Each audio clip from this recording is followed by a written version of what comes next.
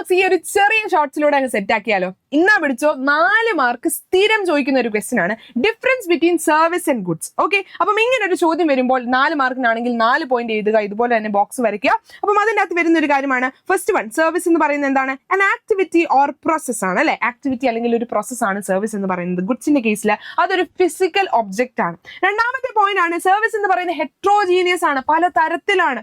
ഗുഡ്സിന്റെ കേസിൽ വരുമ്പോൾ അത് ഹോമോജീനിയസ് ആണ്, ഒരേപോലെയാണ് വരുന്നത്.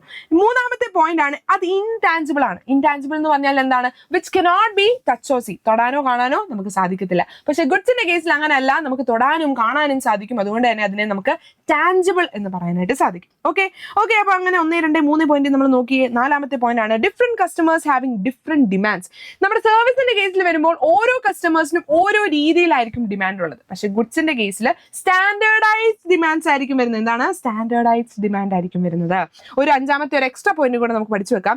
സൈമൾട്ടേനിയസ് പ്രൊഡക്ഷൻ ആൻഡ് കൺസംപ്ഷൻ ആയിരിക്കും നമ്മുടെ സർവീസിന്റെ കേസിൽ വരുന്നത്.